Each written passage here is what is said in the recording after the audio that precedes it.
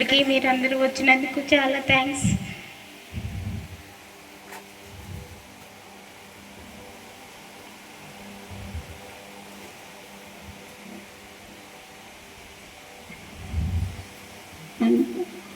అమ్మ గురించి చెప్పాలి అంటే చిన్నప్పటి నుంచి మమ్మల్ని చాలా కష్టపడి పెంచారు.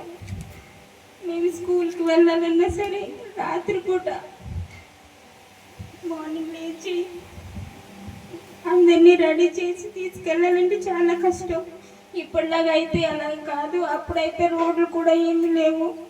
అయినా సరే అమ్మ నాన్న చాలా మంచిగా పెంచారు మమ్మల్ని.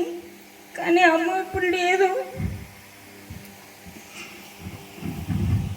ఇప్పుడు అమ్మ లేకపోతే అన్నీ గుర్తొస్తున్నాయి. ఏం చేయాలన్నా అమ్మ ఉంటే బాగుంటుంది అనిపిస్తుంది. అయినా సరే ముందుకే దేవుని తోడుగా ఉండాలని, మీరందరూ ఆశీస్సులు మాకు ఉండాలని, ఎల్లప్పుడూ దేవుని తోడుగా ఉండే భాగ్యాన్ని దయచేయమని దేవుడికి ఎప్పుడు కోరుకుంటూ, మీ ఆశీర్వాదాలు మాకు ఎప్పుడు ఉండే భాగ్యాన్ని దయచేస్తారని కోరుకుంటున్నాను. అలాగే అమ్మగారు మమ్మల్ని చాలా దగ్గరగా ఆదరిస్తారు. అలా పాస్టర్ గారు అందరూ కుటుంబ సభ్యులు అందరూ మాకు బాగానే చూసుకుంటారు. కానీ అమ్మ గురించి, అమ్మ చాలా ధైర్యవంతురాలు, చాలా మొండి. ఏదనుకున్నా సరే ముందుగా చేసేది అందరికీ.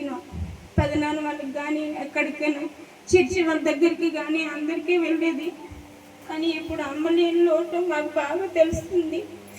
తను ఎక్కడ ఉన్నా మనశ్శాంతిగా ఉండాలని, తన ఆత్మ ఇప్పుడు దేవుడి దగ్గరికి వెళ్ళి మంచిగా ఉంటుందని, మమ్మల్ని ఎప్పుడు ఆశీర్వదిస్తుందని కోరుకుంటున్నాను. అందరికీ వందనాలు.